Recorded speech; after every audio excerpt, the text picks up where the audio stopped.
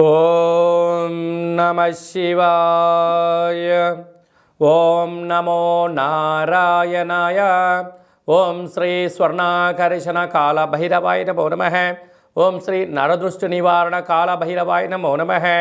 ఓం కాళకాలాయ విద్మహే కాళాతీతాయ ధీమహి తన్నో శ్రీ స్వర్ణాకర్షణ కాలభైరవ ప్రచోదయాతు. మా ఛానల్కి స్వాగతం. చూస్తున్న వీక్షకులకు ప్రేక్షకులకు ప్రియ కాళభైరవ భగవద్బంధులకి స్వాగతం పలుకుతూ మమ్మల్ని ఎంతగానో ఆదరిస్తూ ఉండబడినటువంటి ప్రియ సోదర సోదరీమణులకు అందరికీ సనాతన హిందూ ధర్మ పరిరక్షకులకు సంరక్షకులకు జ్యోతిష అభిమానులకు స్వాగతం పలుకుతూ నూతన ఆంగ్ల సంవత్సరం ప్రారంభం అయిన తర్వాత జనవరి నెలలో ద్వితీయార్థంలో అనగా 16వ తారీఖు నుండి 1/2024 31/1/2024 వరకు పుట్టినటువంటి వారందరికీ కూడా ముందస్తుగా జన్మదిన శుభాకాంక్షలు. గతంలో వివాహం చేసుకున్న వారికి వివాహ వార్షికోత్సవ శుభాకాంక్షలు.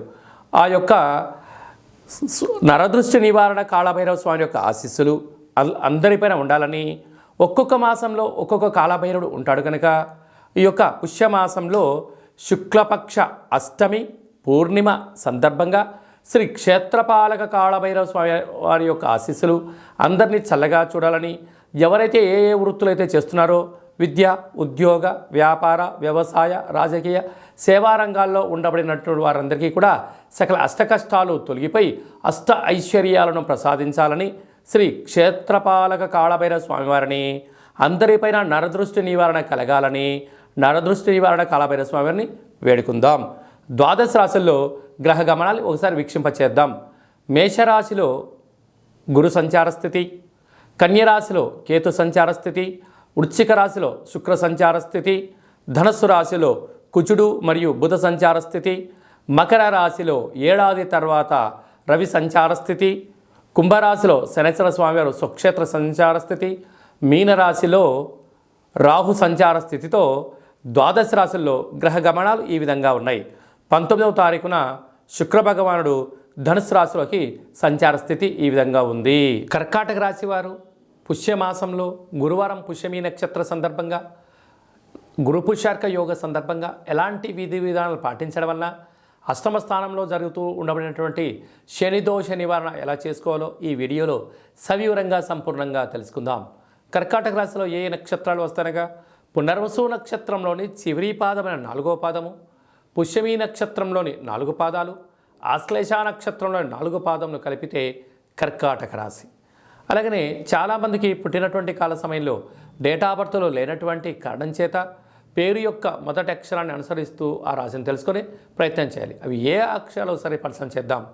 హీ, హూ, హే, హో, డా, డి, డు, డే, డో అక్షరాల వారందరూ కర్కాటక రాశి జాతకులే. కర్కాటక రాశి యొక్క అధిపతి చంద్రుడు.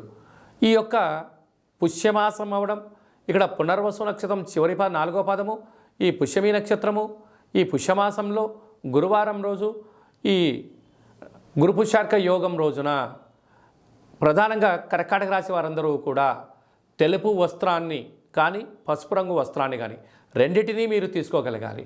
ఇంకొంచెం శక్తి కలిగింది ఒక నీలం రంగు క్లాతు, తెలుపు దాంట్లోనేమో బియ్యాన్ని, పసుపు రంగులేమో శనగపప్పును, ఈ యొక్క నీలం రంగు కానీ నలుపు రంగు దాంట్లో తెల్లటి నువ్వులను మూడింటిని మూటకట్టి తెల్ల జిల్లడి యొక్క వృక్షానికి మీ యొక్క ముడుపును సమర్పించుకొని ఒక 27 ప్రదక్షిణలు చేసి మీరు 3 రోజులు వరుసగా దీపం పెట్టినట్లయితే ఈ అష్టమ స్థానం యొక్క శని దోషమంతను కూడా ఆ యొక్క తెల్ల జిల్లడి యొక్క వృక్షం స్వీకరింపజేసి నూతనమైనటువంటి ఉజ్వలమైనటువంటి బంగారు భవిష్యత్తుకు ఆయుష్ను, ఆరోగ్యాన్ని, ఆనందాన్ని పంచిపెట్టేటువంటి అవకాశాలను మీకు భగవంతుడు కలిగిస్తాడు అని చెప్పి గుర్తుపెట్టుకోగలగాలి.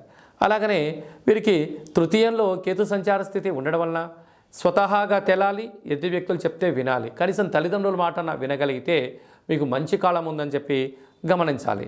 అలాగనే పంచమ స్థానంలో శుక్ర సంచార స్థితి ఉండడం వలన తల్లిదండ్రులు ఆందోళన పడుతూ ఉంటారు. మా అబ్బాయికి కానీ మా అమ్మాయికి కానీ వివాహం కావడం లేదు, పిల్లల యొక్క చదువులు, పిల్లల యొక్క అభివృద్ధిలో కొన్ని ఆటంకాలు కలుగుతూ ఉంటాయి అని ఈ యొక్క విధి విధాన్ని పాటించగలిగినట్లయితే కలత్రత దోషం తొలగిపోయి సంతానానికి మంచి కలుగుతుందని చెప్పి గమనించాలి. 6వ స్థానంలో కుజుడు బుధ సంచార స్థితి ఉండడం వల్ల భూములు, వాహనాలు, క్రయ విక్రయాలు, సొంత గృహ భవన నిర్మాణ కార్యక్రమాల్లో మంచి కాలం ఉందని చెప్పి గమనించాలి. 7వ రావి సంచార స్థితి ఉండడం వలన వాహన ప్రమాదాలు స్వల్పంగా పొంచి ఉన్నాయి కనుక మితిమీరిన వేగం పనికిరాదు. సకాలంలో తిండి, సకాలంలో వ్యాయామం అవసరమని చెప్పి గుర్తుపెట్టుకోగలి. 8వ శని సంచార స్థితి ఉండడం వలన మీ జన్మ నక్షత్రం రోజున అష్టమి పూర్ణిమ తిథి యందును దూరావాయు జల ప్రయాణాలు, పంచభూతాలతో, యంత్రాలతో, ఆయుధాలతో దయచేసి చెలగాటం ఆడవద్దు. భాగ్యస్థానంలో రాహు సంచార స్థితి ఉండడం వలన భార్యాభర్తలు ఒకరికొకరు ప్రేమానురాగాలుగా పంచుకోండి. అభిప్రాయాల్ని పంచుకోగలిగినట్లయితే ఉన్నతమైన భవిష్యత్తు మీదని చెప్పి గమనించాలి. రాజ్యస్థానంలో గురువు ఉండడం వల్ల గృహాల్లో, ఉద్యోగాల్లో మార్పు, ప్రమోషన్స్, ఉద్యోగం లేని వారికి ఉద్యోగం వచ్చే అవకాశాలు చాలా అధికంగా ఉన్నాయి.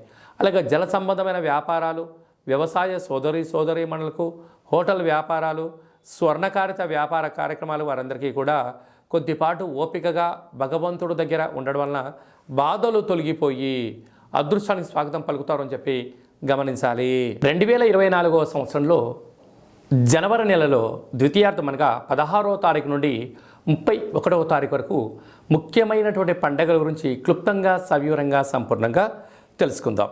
మనకు 18వ తారీఖున శుక్లపక్ష అష్టమి సందర్భంగా శ్రీ క్షేత్రపాలక కాళభైరవ స్వామివారిని, అలాగే 26వ తారీఖున పుష్యమాస పూర్ణిమ, పునర్వసు నక్షత్రము, పుష్యమీ నక్షత్రము రావడం వలన, గురువారం రోజు పుష్యమీ నక్షత్రం రావడం వలన గురు పుష్యార్క యోగము అంటారు. అర్కము అనగా తెల్ల జిల్లేడు యొక్క వృక్షము కనుక ఆంగ్ల సంవత్సరంలో ప్రారంభ దశలో ద్వితీయార్థంలో ఉన్నాం కనుక మనమందరము కూడా తెల్ల జిల్లేడు వినాయకుడి దగ్గర, శ్వేతార్క గణపతి స్వామి దగ్గర దీపాన్ని వెలిగించడం వలన ఈ సంవత్సరం అంతా కూడా సకల అష్ట కష్టాలు తొలగిపోతాయని చెప్పి గమనించాలి.